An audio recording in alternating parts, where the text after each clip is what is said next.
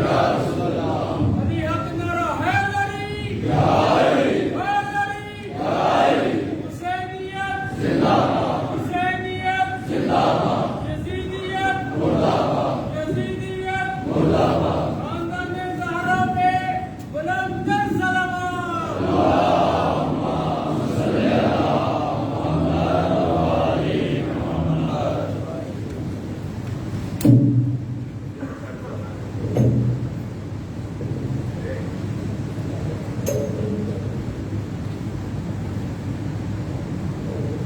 محمد وآل محمد بلند تر سلامات.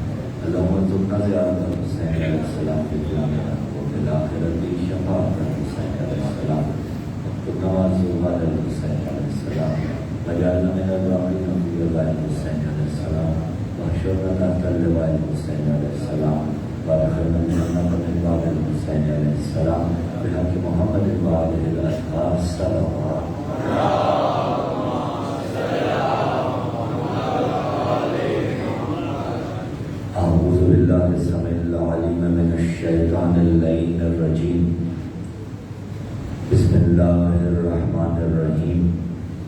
بسم اللہ نور بسم اللہ نور نور بسم اللہ نور علی نور. بسم اللہ الذی هو مدبر الامور. بسم اللہ الذی خلق النور من النور وانزل النور علی النور. الحمد للہ الذی نور قلوبنا بنور ولایت المعصومین علیہم السلام. والصلاة والسلام على النبي الأمي العربي العبدي الحاشمي الغرشي المكي المدني شمس الضحى بدر الدجى صدر العلا نور الهدى كهف الورى مصباح الظلم جميل الشيم شفيع الأمم صاحب الجود والكرم سید الثقلین نبی الحرمین امام القبلتین وسیلتنا فی الدارین محبوب رب المشرقین و رب المغربین جد الحسن والحسین ابی القاسم محمد.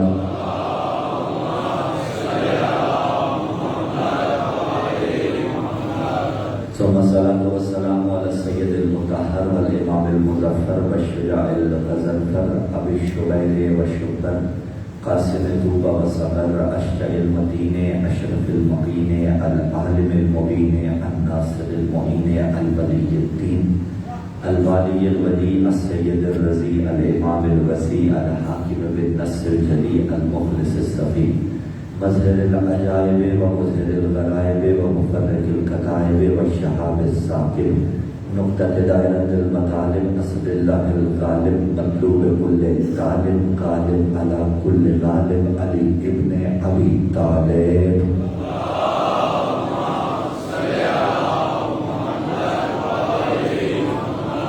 وعلى أهل بيت النبوة ومعدن الرسالة الذين أذهب الله عنهم الرجس وطهرهم تطهيرا.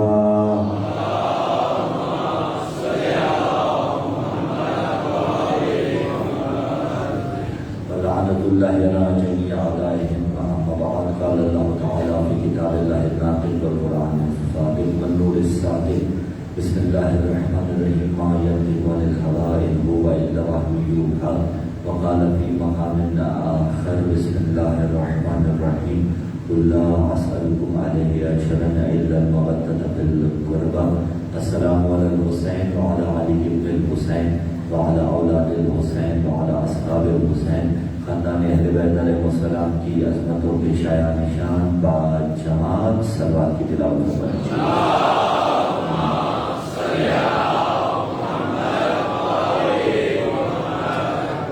سامعین نظیر کار قوالیان حضرت سردار محبان عالیہ تھا.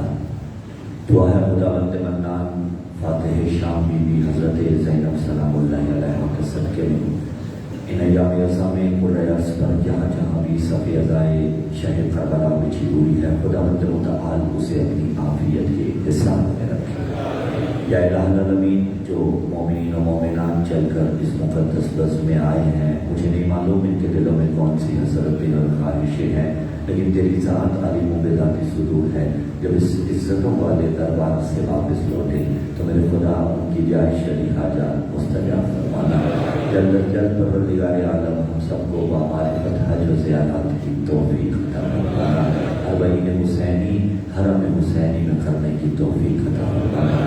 خصوصی طور پر کچھ دعاؤں کا کہا گیا، بالخصوص کل شب میں کسی ایک بندہ مومن پہ قاتلانہ حملہ ہوا، لیکن الحمدللہ وہ محفوظ رہے۔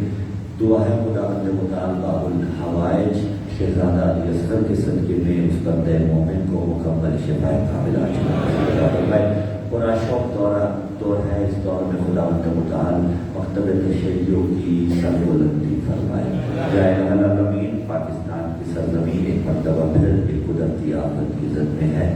پروردگار عالم پنجاب اور بلوچستان میں جہاں جہاں بھی سیلاب زدگان ہیں، بر الہ ان کی محافظت فرما، جن سے ان کے گھر چھن کے پروردگار عالم نے جلد اپنے گھر نصیب فرما۔ جو جانے پروردگار عالم اس کی نظر ہوگی ان کے درجات بلند فرما۔ امام زمان کے ظہور میں تاجیل کے واسطے، دعاؤں کی قبولیت کے واسطے، ہار نہیں وقات سمجھتے ہوئے، زحمت نہیں رحمت سمجھتے ہوئے پرخلوص ہدیہ صلوات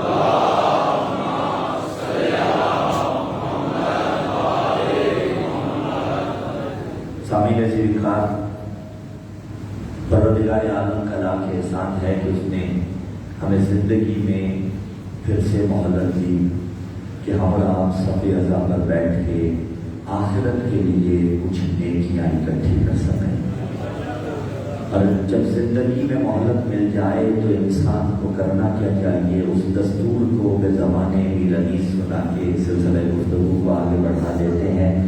کہا اے مومنو مصروف رہو یاد خدا میں، جینے کا بھروسہ نہیں اس دار فنا میں۔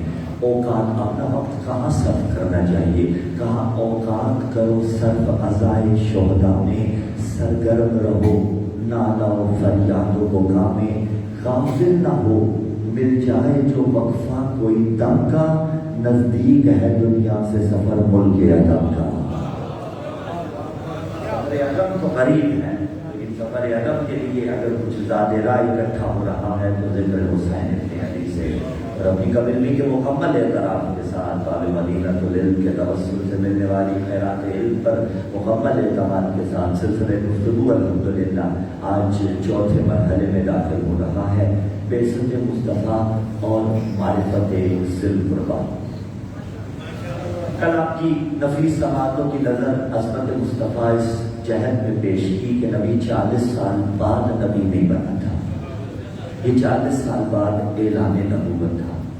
آج اس عنوان کے تحت سلسلہ گفتگو اس طرح سے آگے بڑھے گا کہ آخر بعثت کے اہداف کیا تھے۔ کوئی بھی عمل جب ایک انسان انجام دیتا ہے، عمل الحکیم فعل الحکیم لا یخلو عن الحکمہ، حکیم کا کوئی بھی عمل حکمت سے خالی نہیں ہوتا۔ تو جو حکیم کل ہے، احکم الحاکمین ہے، وہ خدا جو مدبر الامور ہے، اس نے جو بعثت مصطفیٰ فرمائی، آخر اس کے اندر فلسفہ کیا تھا؟ اس کے اہداف کون سے تھے؟ ان اہداف میں سے چند اہداف کو بیان کرتے ہوئے گفتگو اگلی مناظر کی جانب بڑھتی چلی جائے گی۔ ان اہداف میں سے ایک ہدف خود اسی رسول نے بیان فرمایا کہ جس کی زبان پر ماں ینطق عن الہویٰ ان هو الا وحی یوحیٰ کا پہلا بیٹھا ہے۔ سورہ نجم کی تیسری اور چوتھی آیت میں فرمایا کہ نفس کی خواہش سے کچھ نہیں کہتا، یہ وہی کہتا ہے جو وہی کہتی ہے۔ اسی نے کہا انما بعثت لاتمم مکارم الاخلاق، یہ انما حصر کے لیے آتا ہے۔ جہاں انما آ جائے نا اس کا مطلب ہوتا ہے صرف یہ، باہر والے نے انما حصر کے لیے آتا ہے، ٹھیک ہے۔ انما بعثت، اور آپ سے بہتر انما کون سمجھ سکتا ہے؟ انما یرید اللہ لیذھب عنکم الرجس اہل البیت ویطہرکم تطہیرا۔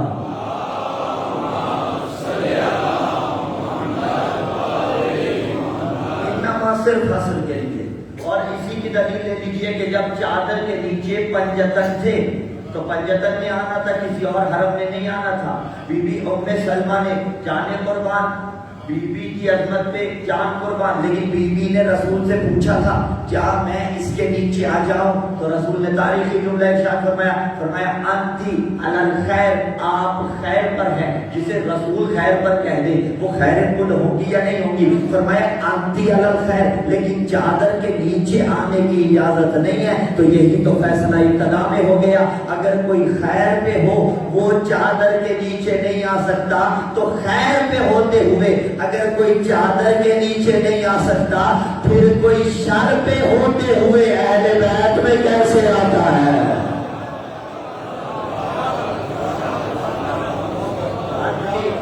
الگ خیر، آپ خیر پہ ہیں. انما حسر کے لیے آ رہا ہے نا، تو انما تو استو بے شک کے آداب پہ بات ہونا چاہیے نا. انما تو استو لتتمم مکارم الاخلاق. اللہ نے مجھے اس لیے مبعوث بے رسالت فرمایا لتتمم مکارم الاخلاق، تاکہ میں مکارم اخلاق کی تکمیل کر سکوں. اب تقاضے موضوع کے تحت تھوڑی سی تمہید یہاں پہ پیش کرتے چلے جائیں. دیکھیے 3 چیزیں ہیں: اعتقادات، عبادات اور اخلاقیات. اعتقادات یعنی انسان کا عقیدہ، اور عقیدہ کہہ دیتے ہیں گرہ لگا دینے کو، ٹھیک ہے. اعتقادات انسان کا عقیدہ، عبادات انسان کی عبادتیں، اخلاقیات انسان کا اخلاق. معاشرے پر ان تینوں میں سے سب سے زیادہ کون سی چیز اثر انداز ہوتی ہے؟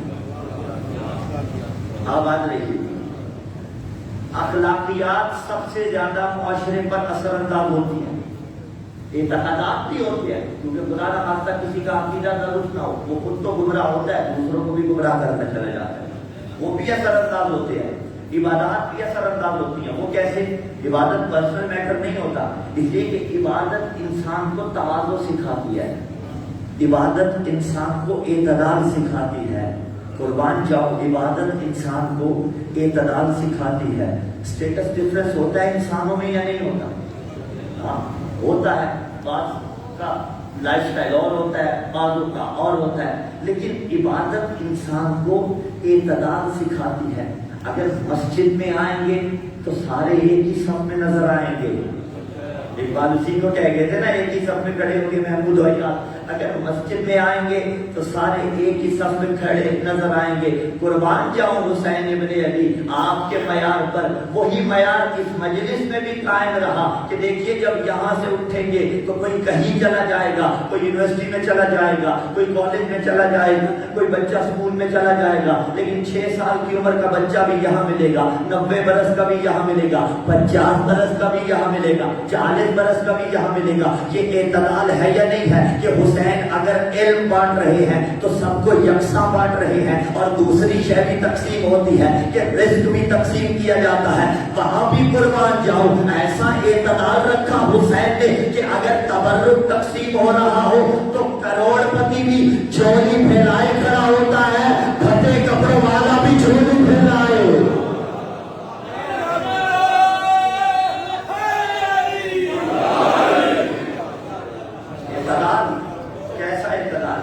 عبادتیں انسان کو اعتدال سکھاتی ہیں، اور یہ مجلس ہے، یہ حسین ابن علی کا درس انسان کو اعتدال سکھاتا ہے. اور علی سے بڑھ کر کون اعتدال سکھائے کہ میسم تمار کی دکان پہ جا کے علی کھجورے خود بیچا کرتے تھے.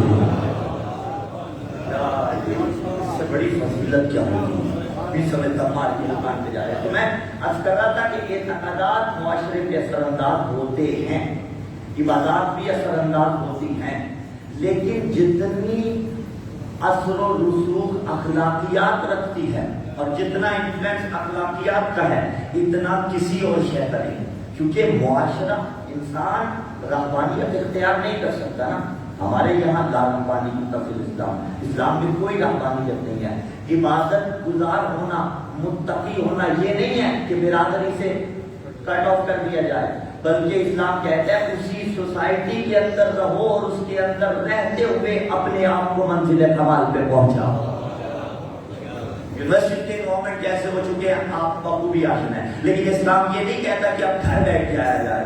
اب جب سلسلہ یونیورسٹی کے اندر کو ایجوکیشن کا ہے تو اسلام یہ نہیں کہہ رہا گھر بیٹھ جایا جائے، لیکن حسین یہ درس دے رہے ہیں کہ کوئی جائے تو جائے، لیکن جب حسین والا اس کو ایجوکیشن میں جائے تو اپنی آنکھوں میں حیا پیدا کر کے جائے. آپ کے سارے کولیگ، آپ کے سارے فیلو بیٹھے ہوئے ہوں، وقت نماز ہو جائے، کوئی واسط میں مصروف ہو، کوئی اور کچھ کر رہا ہو، لیکن آپ اٹھو اور ہاتھ کھول کے نماز ادا کرو تاکہ پتہ چلے یہ حسین سے درس لے کے آئے ہیں.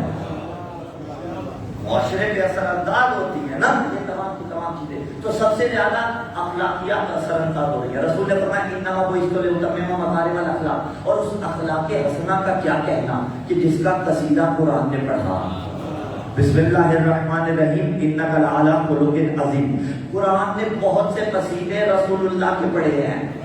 رسول اللہ کے جب اخلاق کا تذکرہ کیا تو فرمایا انک لعلی خلق عظیم. جب چہرے کا تذکرہ کیا تو فرمایا والشمس وضحاها. جب سینے کا تذکرہ کیا تو فرمایا الم نشرح لک صدرک. جب پیٹھ کا تذکرہ کیا تو فرمایا ووضعنا عنک وزرک. جب قدموں کا تذکرہ کیا تو فرمایا ثم دنا فتدل فکان قاب قوسین او ادنی. جب ہاتھوں کا تذکرہ کیا تو فرمایا وما رمیت اذ رمیت ولکن اللہ رمی. جب زبان کا تذکرہ کیا تو فرمایا ما ینطق عن الهوى ان هو الا وحی یوحی. لیکن نبی کے چہرے کو اللہ نے اپنا چہرہ نہیں کہا، نبی کے قدموں کو اپنے قدم نہیں کہا، نبی کے سینے کو اپنا سینہ نہیں کہا، نبی کی پیٹھ کو اپنی پیٹھ نہیں کہا. دو چیزوں کو اپنی کہا، ایک نبی کے ہاتھوں کو کہا، ایک نبی کی زبان کو کہا. ہاتھوں کے متعلق کہا کہ وما رمیت اذ رمیت ولکن اللہ رمی. آپ سنگریزے نہیں پھینک رہے تھے بلکہ میں سنگریزے پھینک رہا تھا.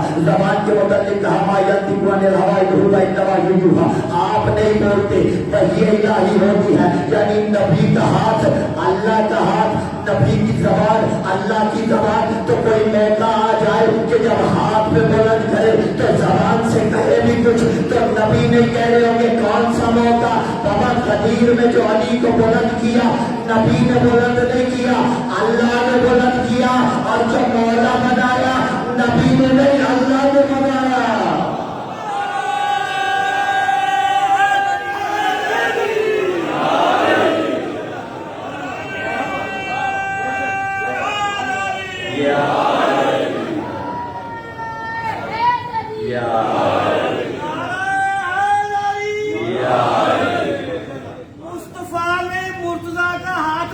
کسی کو تکلیف نہیں ہوئی، جب ہاتھ کو بلند کیا تو رولا پہ گیا علی مولا علی مولا علی مولا علی مولا. نعرہ حیدری ما ینطق عن الهوى ان هو الا وحی یوحی وما رمیت اذ رمیت ولکن اللہ رمی. تو اب رسول کے اخلاق کے متعلق کہہ رہا ہے انک لعلی خلق عظیم. دو چیزیں ہوتی ہیں، ایک خلق ایک خلق. خلق ظاہری خط و خط، خلق باطنی اوصاف. رسول کا خلق میں بھی ثانی نہیں، خلق میں بھی ثانی نہیں، لیکن کوئی ہے وہ آگے چل کے دکھا دیں گے. رسول کا خلق میں بھی ثانی نہیں، خلق میں بھی ثانی نہیں. خلق ظاہریہ جو ظاہری اوصاف تھے وہ کیسے تھے؟ ایسے کہ جو کسی اور کے نہیں تھے. جیسا چہرہ رسول کا ویسا چہرہ کسی کا نہیں، جیسی آنکھیں رسول کی ویسی آنکھیں کسی کی نہیں. اور ایک طویل نظم ہے شہید محسن نقوی کی موج ادراک کے نام سے، اس میں سے اقتباس کر کے اہل ذوق کی نظر کرنا چاہتا ہوں کہ رسول ظاہری طور پہ کیسے تھے. کہا چہرہ ہے کہ انوار دو عالم کا صحیفہ، آنکھیں ہیں کہ بحرین تقدس کے نقیب ہیں، ماتھا ہے کہ وحدت کی تجلی کا برق ہے، عارض ہے کہ بل فجر کی آیات کے امی ہیں، کیسو ہے کہ بل لیل کے بکھرے ہوئے سائے، ابرو ہے کہ قوسین شب قدر کھلے ہیں، گردن ہے کہ بر فرق زمین اوج سریا، لب صورت یاقوت شعاعوں میں دھلے ہیں، قد ہے کہ نبوت کے خط و خال کا معیار، بازو ہے کہ توحید کی عظمت کے علم ہے، سینہ ہے کہ رمز دل ہستی کا نگینہ، باتیں ہیں کہ طوبا کی چٹکتی ہوئی کلی دریا، لہجہ ہے کہ یزدہ کی زبان بول رہی ہے، خطبے ہے کہ ساون کے امڑتے ہوئے دریا، قرأت ہے کہ اسرار جہاں کھول رہی ہے، یہ دانت یہ شیرازہ شبنم کے تراشے، یاقوت کی وادی میں دمکتے ہوئے ہیرے، شرمندہ تابے لب و دندان پیمبر، حرف بے ثنا خوانی و خامہ بے سریرے، یہ موج تبسم ہے کہ رنگوں کی دھنک ہے، یہ عکس مکانت ہے کہ ٹھہرا ہوا موسم، یہ شکر کے سجدے ہے کہ آیات کی تنزیل، یہ آنکھ میں آنسو ہے کہ الہام کی رمجم، ہر نقش بدن اتنا مناسب ہے کہ جیسے تزئین شب و روز کے تمثیل مہوسان، تزئین شب و روز کے تمثیل مہوسان، یہ ہاتھ یہ کونین کی تقدیر کے اوراق، یہ خط یہ خط و خال رخ مصحف و انجیل، یہ پاؤں یہ مہتاب کی کرنوں کے معابد، یہ نقش قدم و صدائے رفرف و جبریل، کیا کوئی کرے ادراک کہ تو اترا تھا کہاں سے، کیا کرے بشر یہ ادراک کہ تو اترا تھا کہاں سے، پہنچی ہے تیری نالین کی مٹی جہاں تک خاکستر جبریل نہ پہنچے ہے وہاں تک۔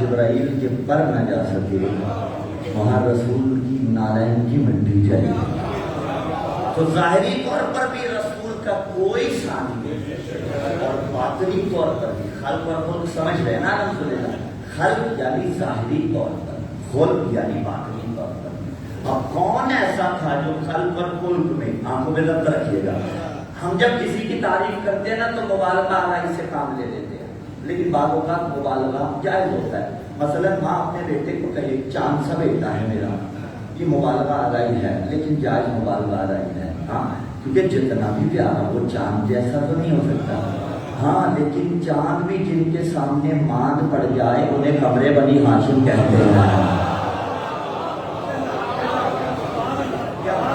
مبالغہ آرائی نہیں، معصوم جب کسی کی توصیف کرتے ہیں اور اس کی مد بیان کرتے ہیں وہاں مبالغہ آرائی سے کام نہیں کیا جاتا، وہاں وہی کہا جاتا ہے جو حق ہوتا ہے۔ اور اب مولا حسین علیہ السلام نے آنکھوں میں ضبط رکھیے گا، منزل فضائل ہے، مولا حسین علیہ السلام نے جب شہزادہ علی اکبر علیہ السلام کو بھیجا تھا تو کیا کہا تھا؟ میرے رب گواہ رہنا اسے بھیج رہا ہوں جو خلق میں اور خلق میں اور نطق میں رسول کی شبیہ ہے، یعنی خلق ظاہری اور صاف بھی ویسے جیسے رسول کے۔ اور شام والے نے جب سوالات کیے نا اپنے حوالیوں سے، انہوں نے کہا بتاؤ خلافت کس کا حق ہے، یہ بادشاہت کس کا حق ہے، تو درباری جو تھے کسی نے کہا تیرا حق ہے، کسی نے کہا تیرے بیٹے کا حق ہے۔ الفضل ما شاہدت بہل آگا، فضیلت وہ ہوتی ہے جسے بیگانے بیان کریں۔ اس نے کہا نہ میرا حق بنتا ہے نہ میرے بیٹے کا حق بنتا ہے، اگر مجھ سے پوچھو کہ اس دور میں کون ہے جو اس بادشاہت کا آل ہے تو میں کہوں گا حسین کا بیٹا علی اکبر جو رسول کی شبیہ ہے، جو من عن رسول کے جیسے خواص ظاہریہ رکھتا ہے، جس کے اوصاف ویسے ہیں۔ تو اب خلق میں اور خلق میں حضرت علی اکبر علیہ السلام شبیہ رسول اللہ تھے۔ میں دوبارہ خلق کی طرف آتا ہوں لیکن یہیں پہ 4 مصرع پیش کر دوں، اسی لیے لکھا نا کہ روز عاشور مؤرخ کو یہ لکھنا ہی پڑا۔ بلا قادری صاحب کی خدا تعالیٰ نے مزید تاثیر عطا فرمائے، ان کے مصرع ہے کہ روز عاشور مؤرخ کو یہ لکھنا ہی پڑا، حسن آخر کی یہاں رجعت ثانی دیکھی۔ دیکھیے رجعت کہتے ہیں دوبارہ پلٹ آنے کو، ہمارے یہاں ایک عقیدہ ہے نا، عقیدہ رجعہ کہ جس نے رجعت کا انکار کیا وہ ہم میں سے نہیں، معصوم فرماتے علیہ السلام من انکر الرجعہ، رجعت یعنی دوبارہ پلٹ آنا۔ کہا روز عاشور مؤرخ کو یہ لکھنا ہی پڑا، حسن آخر کی یہاں رجعت ثانی دیکھی، جس نے ایک بار تیرے لا الہ الا اللہ، سلام پڑھی ہو ہو جاتا ایڈوائز کر لینا چاہیے. روز عاشور مؤرخ کو یہ لکھنا ہی پڑا, اس نے آخر کی یہاں رجعت ثانی دیکھی, جس نے ایک بار بھی دیکھا تیرے اکبر کو حسین, اس نے 2 بار محمد کی جوانی دیکھی.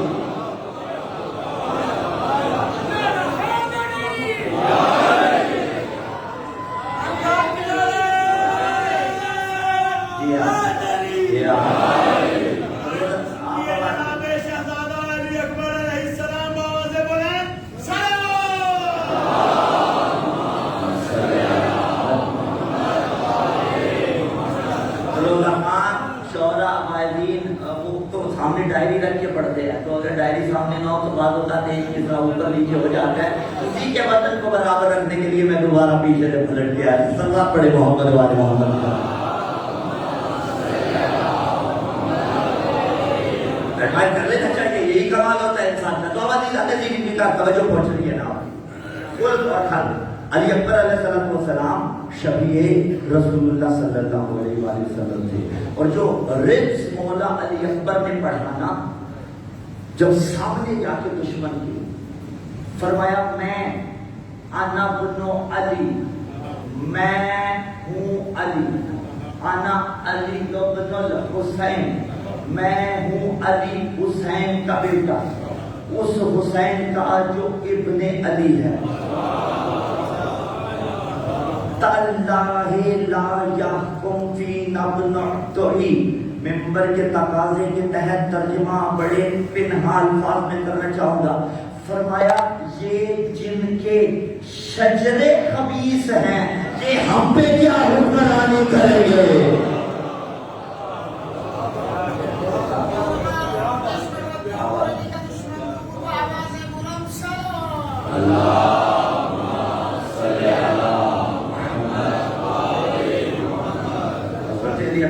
نطق بھی رسول اللہ کا تھا. تو خلق سے مراد اخلاقیات, رسول اخلاقیات کے واسطے آئے تھے. تو اگر بعثت مصطفیٰ ہو اور بعثت مصطفیٰ کے ماننے والے ہوں اور کما حق کا ہوں ماننے والے ہوں, تو پھر حق بنتا ہے کہ وہ اخلاقیات کا پیدر ہوں.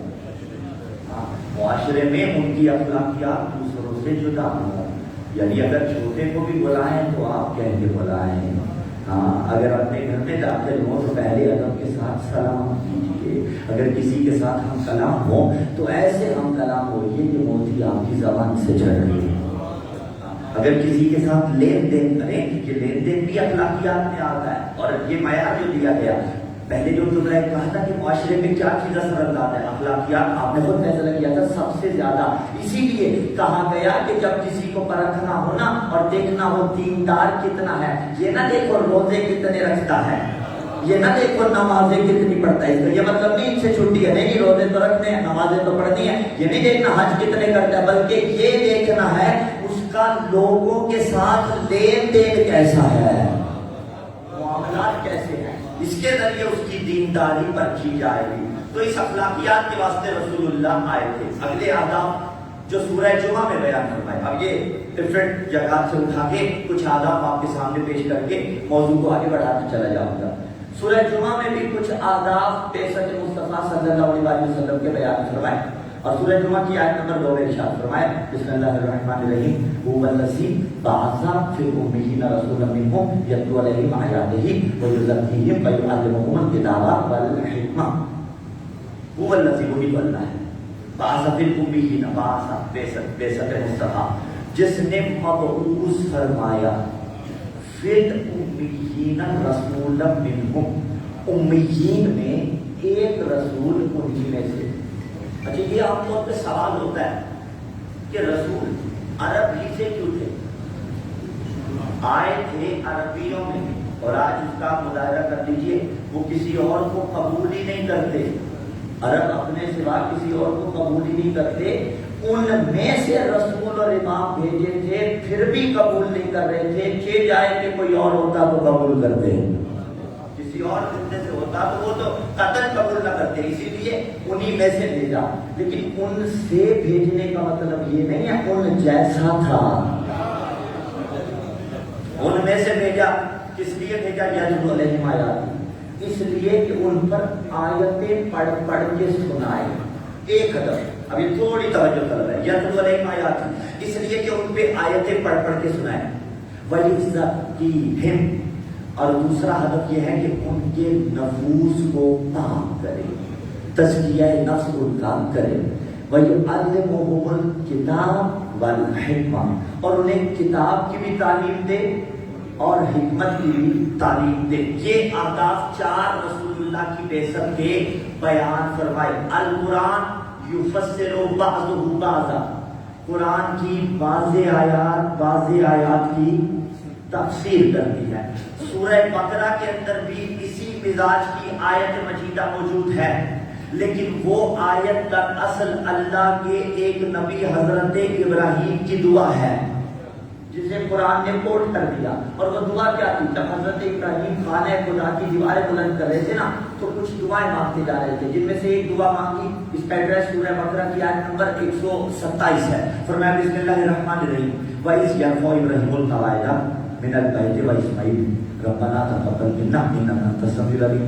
جب ابراہیم و اسماعیل خانہ خدا کی دیواریں بلند کر رہے تھے، بنیاد کعبہ کی حضرت آدم نے رکھی. خدا ہر دور میں اس کو بچاتا رہا. ٹھیک ہے. ابراہیم علیہ السلام نے علی نبینا التحیۃ والاکرام، ابراہیم و اسماعیل علیہ السلام نے اس کی دیواریں اٹھائیں، اس کی تکمیل کی، ہر دور میں بنتا رہا. اب بھی تو عالیشان مسجد و بارگاہ ہے، لیکن کوئی ایسی مسجد اور امام بارگاہ ہو جو ابھی مکمل نہ ہو، اور اس کے سرکردہ افراد کتنی مشکلوں سے اس کو مکمل کرواتے ہیں. بھائی ٹرسٹ والوں کو کبھی چندہ اکٹھا کرنا پڑتا ہے، کبھی ذاتی مال سے پیسہ خرچ کرنا پڑتا ہے، کبھی کسی مرکے کے وکیل کے پاس جائیں گے، اس سے کہیں گے اجازت دیجیے سہمی امام کا میں، پھر جا کے کئی برسوں میں ایک خوبصورت مسجد یا امام بارگاہ بنتی ہے. میں اگلی بات اس لیے کروں گا تاکہ بچے بھی ہم سفر ہو جائیں. جب اتنی خوبصورت بارگاہ اور مسجد بن جائے یا کوئی بھی عمارت بن جائے اور کوئی آ کے یہ کہہ دے کہ اس کی مرکزی دیوار پر بڑی سی دراڑ رکھ لو، تو کہیں گے جاؤ میاں اپنا کام کرو، ہم نے زندگی گزار دی، ہم نے کئی سال لگا دیے اسے بنوانے کے لیے، اور تم آ کے کہتے ہو مرکزی دیوار پر دراڑ ڈال دو. کس لیے ڈالے ہم دراڑ؟ ہم نہیں ڈالیں گے دراڑ. اس نے بڑی مشقتوں سے کعبہ بنوایا تھا، ابراہیم و اسماعیل سے بنواتا رہا، آدم سے بنیاد رکھی، ہر دور میں بچاتا رہا، لیکن 13 رجب کو اسی میں دراڑ ڈال دی. پارے گا یہ کیا کیا جو اتنی محنتوں سے بنوایا تھا، اسی میں دراڑ ڈلوا دی. عجب نہیں آواز آئے ہدیان نہ بکو، جب تک دراڑ رہے گی ایک حکمت باقی رہے گی، وہ یہی ہے کہ جب تک کعبہ کی دراڑ رہے گی حاجیوں کو علی کی ولایت یاد رہے گی.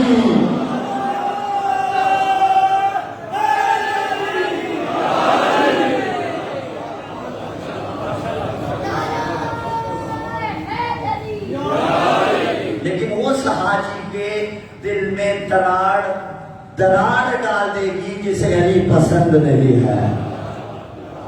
حاجی سارے ایک سے تو نہیں ہوتے نا، اسی لیے تو محسن نقوی نے کہا تھا نا کہ بدن پہ جامع احرام اور دل میں بغض علی. بعض اوقات انسان بڑی اسٹرگل کر لیتا ہے لیکن حاصل رسول سے کچھ بھی نہیں ہوتا. انہیں کو مخاطب کیا، کبھی آپ نے صفا و مروہ کے درمیان صحیح کی، کبھی وہاں جا کے جناب آپ نے طواف کیا، کہا بدن پہ جامع احرام اور دل میں بغض علی. تیرے نصیب کے چکر ہیں یہ طواف نہیں، تیرے نصیب کے چکر ہے جو لگا دیا ہے بغض علی رکھنا. تو اب کعبہ کو بلند کر رہے ہیں حضرت ابراہیم و اسماعیل علیہ السلام اور دعا کر رہے ہیں پروردگار ہماری اس محنت کو قبول فرما. اگلی دعا ربنا واجعلنا مسلمین لک ومن ذریتنا امة مسلمة لک وارنا مناسکنا وتب علینا انک انت التواب الرحیم. ربنا واجعلنا مسلمین لک، بارے رہا ایک ذریت مسلمہ، مسلمین لک. ربنا واجعلنا مسلمین لک، بارے رہا ایک ذریت مسلمہ جو ہے نا، نسل در نسل ہر دور میں ہمارے خاندان میں ہو. ربنا واجعلنا مسلمین لک، بارے رہا ایک ذریت مسلمہ نسل در نسل ہمارے خاندان میں ہو. دیکھیے کسی بارگاہ کی خدمت عظیم ثواب ہے یا نہیں؟ کسی مسجد کی خدمت عظیم ثواب ہے یا نہیں؟ بعض ایسی بارگاہیں ہیں جو 100 سال پرانی 150 سال پرانی ہو، اگر کوئی ایسی بارگاہ ہو جو 100 سال پرانی ہو، تو اس بارگاہ کے متولی یا ٹرسٹی کیا کہتے ہوئے نظر آتے ہیں کہ یہ سلسلہ نسل در نسل چل رہا ہے. اللہ نے ہمیں نسل در نسل یہ توفیق دی ہے، یعنی فخر کرتے ہیں. ابراہیم نے کہا کہ ربنا وجعلنا مسلمین لک بارک نسل در نسل، میری ذریت مسلمان قرار دے. تو گویا وہ فخر ہے جو قرآن نے ذکر کیا. اور اب اگر کوئی اسی فخر پہ انگلی اٹھائے گا تو وہ قرآن پہ انگلی اٹھائے گا.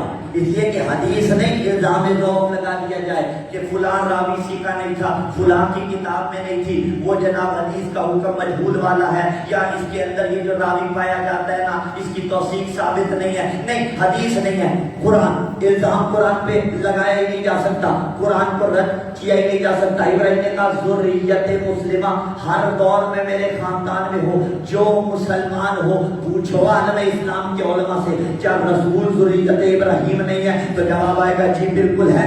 سلسلہ آدم سے چلا تھا، حضرت ابراہیم علیہ السلام میں آیا، حضرت ابراہیم سے ہوتے ہوئے پیغمبر کی 21ویں پشت حضرت عدنان علیہ السلام میں آیا، عدنان سے معاد میں آیا، معاد سے نزار میں آیا، نزار سے مدر میں آیا، مدر سے الیاس میں آیا، الیاس سے مدرکہ میں آیا، مدرکہ سے خدیمہ میں آیا، خدیمہ سے کنانہ میں آیا، کنانہ سے نظر میں آیا، نظر سے مالک میں آیا، مالک سے فہر میں آیا، فہر سے غالب میں آیا، غالب سے لوئی میں آیا، لوئی سے کعب میں آیا، کعب سے برہ میں آیا، برہ سے کلاب میں آیا، کلاب سے قصی میں آیا، قصی سے عبد مناف میں آیا، عبد مناف سے ہاشم میں آیا، ہاشم سے عبد المطلب میں آیا، عبد المطلب سے یہ نور الہیہ 2 حصوں میں تقسیم ہو گیا. ایک پشت عبداللہ میں آیا، ایک ابو طالب کے مقدر میں آیا. جو عبداللہ کے حصے میں آیا وہ محمد الرسول اللہ بنا، جو ابو طالب کے مقدر میں آیا وہ علی ولی اللہ بنا.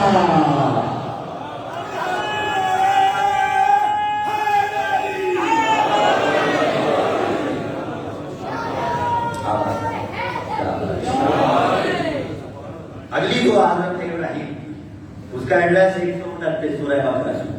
ربنا وابعث فیہم رسولا منہم یتلو علیہم آیاتک، یعنی بعثت مصطفیٰ کی دعا حضرت ابراہیم کر رہے ہیں.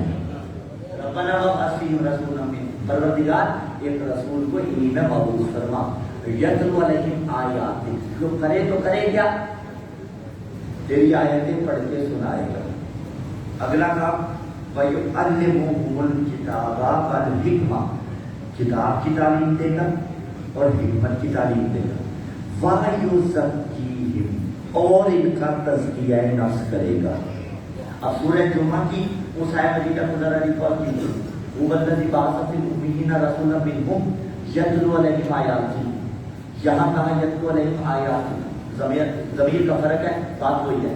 وہاں کہا یتلو علیہم آیاتی، یہاں کہا یتلو علیہم آیاتی، برابر ہوگی یا نہیں ہوگی؟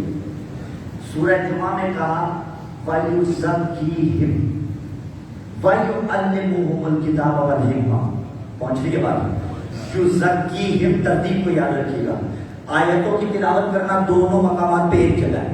اس کے بعد کہا یُزَكِّيهِمْ وَيُعَلِّمُهُمُ الْكِتَابَ وَالْحِكْمَةَ، یعنی یُزَكِّيهِمْ پہلے آ رہا ہے، کتاب اور حکمت کی تعلیم بعد میں، جس میں سورہ جمعہ کی آیت ہے.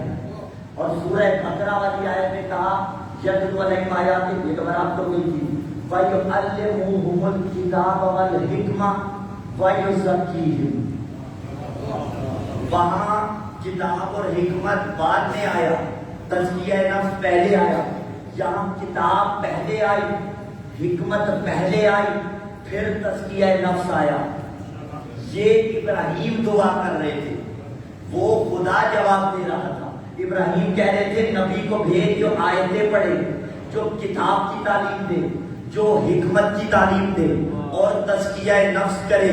ادھر جواب آیا بھیجوں گا، کام چاروں کرے گا، لیکن ابراہیم تھوڑی ترتیب الٹوں گا، آیتیں سنائے گا. تو کہتا ہے کتاب بھی دے، حکمت بھی دے، پھر تزکیہ نفس آیا. نہیں، میں کہتا ہوں یُزَكِّيهِمْ وَيُعَلِّمُهُمُ الْكِتَابَ وَالْحِكْمَةَ، کہ پہلے تزکیہ نفس ہوگا، پھر کتاب پڑھی جائے گی، پھر حکمت پڑھ کے سنائی جائے گی۔ آپ کے اٹھتے ہوئے ہاتھ سلامت رہے اس مشکل بات پہ جو داد دے رہے ہیں۔ پتہ چلا جب تک تزکیہ نفس نہ ہو، نہ کتاب اثر کرتی ہے نہ حکمت اثر کرتی ہے۔ اب پتہ چلا جو حسین کو مارنے آئے تھے قاری قرآن بھی تھے، نماز بھی پڑھتے تھے، لیکن چونکہ تزکیہ نفس نہیں تھا اس لیے آیتیں اثر انداز نہیں ہو رہی تھی۔ جب میں لفظ بدل دیتا ہوں، وہ قاری قرآن تو تھے لیکن مجسم قرآن خود حسین تھا، اور جس نے مجسم قرآن کو چھوڑ دیا قرآن اسے کوئی فائدہ نہیں پہنچاتا۔ تزکیہ نفس اتنا ضروری ہے یہ تزکیہ نفس۔ اگر تزکیہ نفس نہ ہونا تو حکمت کی باتیں اثر انداز نہیں ہوتی، کتاب اثر انداز نہیں ہوتی، آیتیں اثر انداز نہیں ہوتی۔ تو یہی تو ہو رہا تھا نا کربلا میں۔ کیا ہوا؟ مولا نے ان سے کہا تھا جانتے نہیں مجھے، پہچانتے نہیں، پہچانتے تھے عمر ساتھ ان کو پتا نہیں تھا کہ یہ کون ہے، حسین ابن علی، لیکن حکومت رے کے لالچ میں پھر بھی مار گیا۔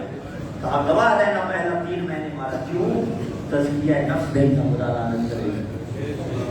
اور مولا نے خود کا حرام تمہارے شکموں میں بھرا ہوا ہے۔ پتا چلا جب تزکیہ نفس نہ ہونا تو انسان حجت خدا کی ساتھ دینے سے بھی حجت خدا کا پیچھے ہٹ جاتا ہے، پہچانتے ہوئے۔ اسی کا نام مہدویت ہے۔ بعثت مصطفیٰ نبی کی حکمتیں آج بھی جاری ہیں، رسول تو رحمت للعالمین ہیں، قیامت تک کے لیے ہیں، لیکن کیسے ہم اس پہ عمل پیرا ہوں گے؟ یعنی اپنا تزکیہ نفس کریں گے کہ اس کے آخری دار ولایت کے ہم رکاب ہونے کے لیے تیار ہو سکیں۔ اپنے آپ کو حوالہ کرتے اپنے نفس کو پاک کریں۔ وہ کیسے ہوگا؟ بہت سی چیزیں ہیں جو کھا رہے ہیں اس کا منی ٹریل کیا جائے، اور جو رزق حلال کھایا جا رہا ہے اس میں سے واجبات ادا کیے جائیں۔ میں جملہ کہتا ہوں، لطیف سا جملہ، حقیقت ہے۔ جس نے بیوی کا حق کھایا ہمارا کوئی تعلق ہے اس سے نہیں ہے۔ یہی جملہ ہمارے عقیدے کی معراج ہے، ہمارا کوئی تعلق نہیں۔ لیکن ایک جملہ میں آپ کو کہوں گا، بزرگوں سے دعا چاہوں گا، جوانوں سے تعلیم چاہوں گا، اور یقیناً ناگوار نہیں گزرے گی۔ کیا خمس اس دور کا حق سیدہ نہیں؟ کیا سہم امام سہم سادات حق سیدہ تھی؟ اگر سادات کے گھر میں غربت ہے، نمازی سادات کے گھروں میں اگر غربت ہے، پرہیزگار سادات کے گھروں میں اگر غربت ہے، ذمہ دار کون ہے؟ ذمہ دار وہ امتی ہے جو سادات کا حق نہیں نکالتا۔ سلام اللہ علیہ کا حق، اتنی بڑی بات۔ حضرت اللہ نے سید الشہداء، ذرا تصور تو کیجیے، انسان کسی قریب سے قرضہ لے تو وہ عطا کر دیتے ہیں، اور اس کے برعکس اگر اس قریب کو کبھی قرض لینے کی نوبت آ گئی، مثلا ٹھیک ہے، فار ایگزامپل ایک شخص تھا، اچھے گھر کا تھا، اچھی مال و دولت تھی، ایک وقت آیا کہ اس کا مال و دولت مال و باپ چھن گئی، اس نے کسی سے قرض مانگا، اس نے اس کو قرض دے دیا۔ مثال دے دیتے ہیں، مثلا 1 لاکھ روپے اس نے قرض مانگا، اس کو مل گیا۔ اب جب بہتر ہوئے معاملات تو وہ اس کے دروازے پہ گیا جس سے قرض دیا تھا، اسے 1 لاکھ کے بجائے 1.5 لاکھ روپے اٹھا دیا اپنی خوشی سے۔ اچھا یہ سود بھی نہیں ہے فکر معاملہ، ٹھیک ہے۔ اگر مثلا ایک شخص نے 1 لاکھ روپے کسی سے قرضہ لیا، واپسی میں اسے اپنی مرضی سے تھوڑے زیادہ دے دیتا ہے، یہ مستحب ہے۔ لیکن اگر دینے والا شرط لگائے کہ دے اتنے رہا ہوں لوں گا اتنے، تو پھر وہ سود کے زمرے میں آتا ہے۔ واپسی میں اس سے زیادہ لوٹا دیا، کیوں؟ احسان رکھنا نہیں چاہتا تھا۔ ذرا فیصلہ کیجئے گا کہ شاید تنہائی میں جا کے، میں کوئی اپنے لیے تو کوئی نہیں التجا کر رہا نا، میں اپنے لیے مانگنے آیا ہوں، اللہ نے سید الشہداء، میں تو پیغام اب تک پہنچا رہا ہوں نا۔ دیکھیے ذرا تنہائی میں جا کے فیصلہ کیجئے گا کہ اگر کوئی بیوی کو دے، بیوی کی اولاد کو اگر کوئی دے گا تو گویا بیوی کو دے رہا ہے نا، تو کیا بیوی اس کا حق رکھے گی؟ عزت علی کی قسم، 1 برس اگر آپ خمس ادا کرو گے، سیدہ کی اولاد کا حق ادا کرو گے، امام کا حق ادا کرو گے، بطول کے صدقے میں اللہ آئندہ برس تمہارے مال کو 4 گنا بڑھا کے تمہیں واپس کر دے گا۔ یہ توفیق تزکیہ نفس، اس کے ذریعے سے تزکیہ ہوگا۔ جب تزکیہ ہوگا تو جو اولاد کو کھلایا جائے گا وہ اس پہ اثر انداز ہوگا، نیک ہوگی۔ اور جب آپ اپنی زندگی میں، مشہور جملہ اور حقیقت جملہ، بچے وہ نہیں کرتے جو آپ کہتے ہیں بلکہ وہ کرتے ہیں جو آپ کرتے ہیں۔ جب بیٹا، دیکھیے بیٹا حلقہ ماتم میں کیوں آتا ہے؟ جب بابا حلقہ ماتم میں آتا ہے، بچیاں بڑے ہو کر یوں ہی تھوڑی سی بڑی ہوئی تو اسکارف کرنا شروع کر دیا ہماری بچیوں نے، کیوں؟ عبایا پہننا شروع کر دیا، کیوں؟ ماں پہنتی تھی، ماں چادر دیتی تھی، باپ مجلس میں آتا تھا، بچہ کہے گا میں نے مجلس میں ہر صورت جانا ہے۔ تو جب آپ اپنی زندگی میں فرض ادا کیا کریں گے تو آپ کے دنیا سے جانے کے بعد بھی آپ کی اولاد آپ کے مال کو وہاں لگائے گی جہاں استعمال کرنا اللہ کو پسند ہے اور 14 کو پسند ہے۔ یہی علی مسجد کا مجمع، یہی تو صلوات پڑھ کے اپنی موجودگی کا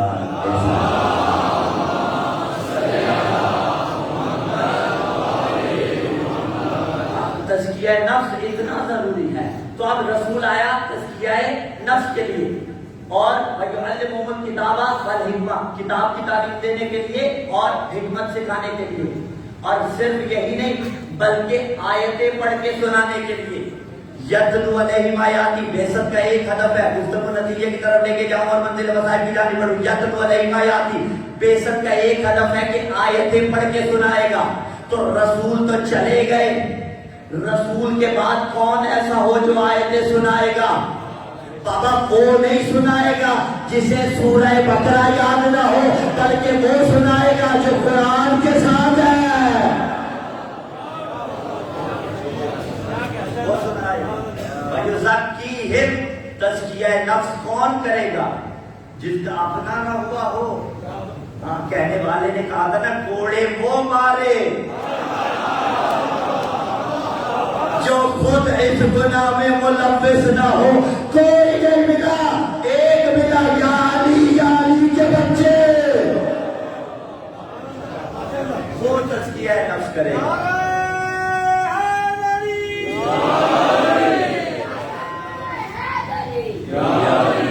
کتاب کی تعلیم کون دے گا؟ حکمتیں کون سکھائے گا؟ وہ جس کے متعلق کہا آنا مدینۃ الحکم وعلی بابها، مدینۃ العلم نا، مدینۃ العلم وعلی بابها بھی ہے، اور نا مدینۃ الحکم وعلی بابها بھی ہے۔ میں حکمت کا شہر ہوں، علی اس کا نام ہے۔ سوال یہ ہے، آخری سوال، اس دور میں کون ہے؟ بھائی بعثت کے آداب صرف وقتی نہیں تھے، بعثت کے آداب قیامت تک ہے، وہ ہدف آج بھی باقی ہے، اور جو اس ہدف کو پورا کرنے کے لیے آئے گا اسے مہدی آخر الزمان کہا جاتا ہے۔ مولا کے ظہور میں تعلیم کے لیے مواد بلند صلوات۔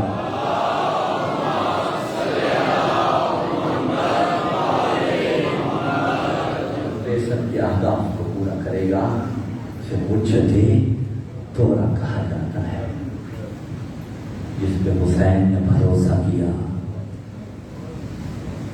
اس نے ایسی وفا نبھائی کہ خود تو شہید ہوئے، لیکن ننھی ننھی اولادوں نے بھی حسین پہ قربانی کا حق ادا کر دیا۔ دو بیٹے حضرت مسلم کے، دو روایتیں ہیں، یا تو بابا کے ساتھ آئے تھے اور بچھڑ گئے تھے، یا یہ بچے شام غریباں قافلے سے جدا ہو گئے، جو بھی ہو، لیکن اتنا طے ہے ایک کی عمر 7 برس کے قریب تھی، ایک کی عمر 9 برس کے قریب تھی۔ اس چھوٹے سے سن میں قید ہو گئے۔ میں ایک لفظ کہتا ہوں، زندان کا لفظ بڑا تھا، شہزادوں کی عمریں چھوٹی تھی۔ اللہ، لفظ زندان بہت بڑا تھا ان کے لیے، اور ایسے زندانوں میں قید کیا گیا، ایک کو علیحدہ قید کیا گیا، دوسرے کو علیحدہ قید کیا۔ البتہ جس نے کیا وہ تھا بلا والا، اسے پتہ بعد میں چلا مشہور کو، لیکن عزادارو ابن زیاد کے حکم پہ ایک کو علیحدہ دوسرے کو علیحدہ۔ کچھ عرصہ جب بیت گیا، بھائی نے بھائی کو نہیں دیکھا تھا، اب تدبیر کرنے لگا کیسے بھائی کا دیدار کروں، کیسے بھائی کی زیارت ہو۔ تو جس زندان میں رہتے تھے نا، اس لعین کے حکم پہ مشکور انہیں دو چیزیں دیتا تھا، یا سوکھی روٹی دیتا تھا یا گرم پانی دیتا تھا۔ اور بچے کے مزاج سے آپ آشنا ہیں، بچے کے پاس کوئی چیز ہو اسے طلب دوسری چیز کی ہو جو کسی اور کے پاس ہو، یہ اس کے پاس جاتا ہے، اسے کہتا ہے وہ شے مجھے دے دے، میرے پاس جو ہے وہ تو دے دے، جو میں رکھتا ہوں میں تجھے دے دوں گا۔ عزاداروں بچوں کے پاس کچھ نہ تھا لیکن سوکھی روٹی تھی اور گرم پانی تھا، غربت کی انتہا۔ کہا دیکھ مجھے میرا بھائی ملا دے، اس کے بدلے میں تو مجھے بے شک روٹی نہ دینا، اجرکم اللہ، تو مجھے بے شک پانی نہ پلانا، مجھے میرا بھائی ملا۔ اور اس سے اگلا غربت کا جملہ کہا اگر تجھے لگتا ہے ہم تیرے خلاف سازش کریں گے تو دیکھ زندان کا دروازہ کھولنا، دیکھیے گا میری طرف بلا تشریح، میں دور کھڑا ہو کے بھائی کو دیکھتا رہوں گا، اجرکم اللہ، میں بھائی سے بات بھی نہیں کروں گا۔ عزاداروں بس اس نے زندان کا دروازہ کھولا، بھائی سے ملا، دونوں بھائی آپس میں گفتگو کر رہے ہیں۔ شہزادے نے کہا دیکھ بھیا اسے بتا دیتے ہیں ہم کون ہیں، زیادہ سے زیادہ کیا کرے گا، ظلم کرے گا۔ کہا سنو جانتا ہے ہم کون ہیں، چل اتنا بتا محمد عربی صلی اللہ علیہ وسلم کو جانتا ہے؟ اس نے کہا کون سا، مدینے والا؟ کہا ہاں، کہا اس کا تو کلمہ پڑھتا ہوں۔ کہا پھر تو علی کو بھی جانتا ہوگا۔ کہا اس کی ولایت کا تو نام بھرتا ہوں۔ کہا مسلم کو بھی جانتا ہے نا پھر؟ کہا اس کی شہادت پہ تو آپ بھی تنہائی میں بیٹھ کے روتا ہوں۔ کہا جس پہ روتا ہے نا ہم اسی کے یتیم ہیں۔ اجرکم اللہ، اجرکم اللہ، اللہ نوازوں پہ رحم کرے، اولادوں کے ساتھ آباد رہے، بے اولادوں کو اللہ اولاد نرینہ عطا فرمائے، صاحبان اولاد کی اولاد کو اللہ نیک کرے، اللہ کسی بچے کو چھوٹے سن میں یتیمی کا موسم نہ دکھائے۔ اجرکم اللہ۔ ہاں عزادارو دونوں شہزادوں کو اس نے انگوٹھی بطور نشانی دی، قادسیہ کی طرف رہنمائی کی، لیکن رستہ بھٹک کے جملہ پہلے کہا تھا نا شہزادے چھوٹے لفظ زندان بڑا، یہی جملہ پھر کہتا ہوں شہزادوں کی عمریں چھوٹی تھیں، عرب کے پر خطر راستے دشوار تھے، کہاں تک جاتے؟ بس عزادارو ایک میزبان مل گیا جو میزبان اپنے گھر لے گیا، لیکن گھر ایک تھا، پہلے میزبان ایک تھا بعد میں دو ہو گئے۔ آدھی رات تک میزبانی مومنہ نے کی، آدھی رات کے بعد میزبانی حارث ملعون نے کی۔ جب مومنہ کی میزبانی تھی پینے کو ٹھنڈا پانی بھی ملا، کھانے کو خوراک بھی ملی، لباس بھی ملا، لیکن جب اس لعین کی میزبانی شروع ہوئی اس نے ساری رات ایک ستون سے باندھے رکھا۔ میں ایک فطرت ہی جملہ کہوں، روایت میں نہ بھی ہو، بچہ مصیبت میں ہونا سارے گھر میں سے ماں کا دل بیٹھ رہا ہوتا ہے، وہ کہتی ہے بار بار بھائیوں سے کہے گی، دیگر بچوں سے کہے گی بھائی کا پتہ کرو، میرا دل بیٹھے جا رہا ہے، پتہ نہیں کس عالم میں ہے۔ اب جو بچے ستون کے ساتھ بندھے ہوئے تھے اللہ جانے بیوی کا عالم کیا ہو رہا ہوگا۔ اشرکم اللہ، میرے شہزادے کس حال میں ہوں گے؟ عزادارو صبح ہوئی، یہ لے آیا دریا کنارے، اللہ آپ کو مسیب دے کے جائے، اللہ آپ کو طفلان مسلم کا وہ روزہ دکھائے۔ عزادارو یہ تنہا نہیں آیا دریا کنارے، اس کا بیٹا بھی ساتھ تھا، اس کا غلام بھی ساتھ تھا۔ اس نے پہلے غلام سے کہا بچوں کے سر تک سے جدا کر. اس نے کہا ٹھیک ہے تو آقا ہے لیکن سر تک سے جدا نہیں کروں گا. یہ کہہ کے دریا میں کود گیا, اپنی جان بچا گیا. پھر اس نے بیٹے سے کہا ان کے سر تک سے جدا کر. بیٹوں نے کہا ہم آل محمد کے خون سے اپنے ہاتھوں کو تر نہیں کریں گے. اس کا بیٹا بھی دریا میں چھلانگ لگا گیا. اب یہ اکیلا رہ گیا اور 2 شہزادے مسلم کے رہ گئے. پہلا غربت کا جملہ یہ قتل کرنا چاہتا تھا. مسلم کے شہزادوں نے کہا دیکھ اگر تو ہمیں قتل کرنا چاہتا ہے نا, ہمیں قتل نہ کر, ہمیں بازار لے جا, ہمیں فروخت کر دے, تجھے اچھی قیمت مل جائے گی. میں کہوں گا آل محمد کے گھرانے کے بچوں کی عجیب قسمت. کبھی شہزادے کہتے ہیں ہمیں غلاموں کی جگہ پہ جا کے فروخت کر, کبھی دربار میں ایک ہاتھ اٹھتا ہے اور حسین کی یتیمہ کو اجرکم اللہ کرتے آئیے گا تیاری. اگلا غربت کا جملہ سننا. بچوں نے کہا دیکھ قتل نہ کر, اگر تو قتل کرنا چاہتا ہے نا ہمیں ابن زیاد کے پاس لے جا, وہ جو فیصلہ کرے گا ہمیں قبول ہوگا.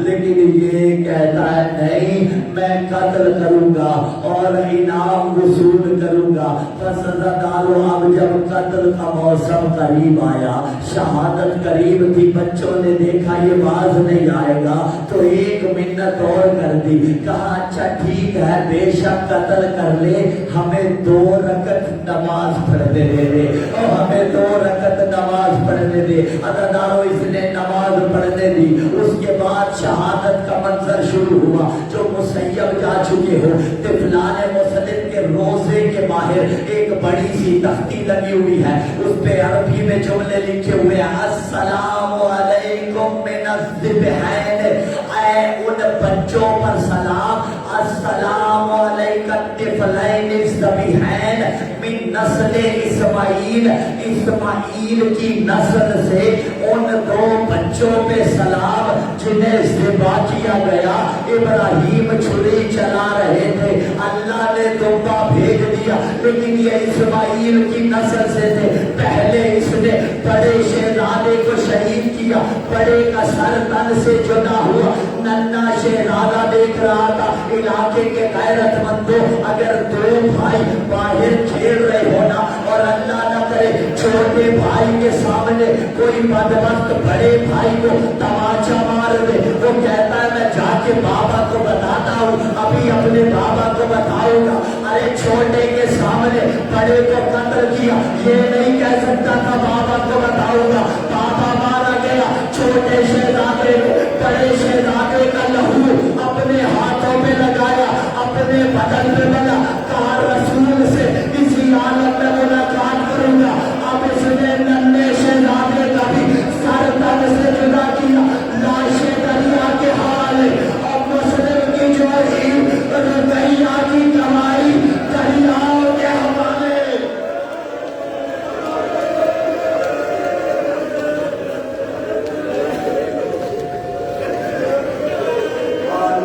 انا للہ وَإِنَّا إِلَيْهِ رَاجِعُونَ. أَلَا لَعْنَةُ اللَّهِ عَلَى الْقَوْمِ الظَّالِمِينَ. محکمہ طفلان مسلم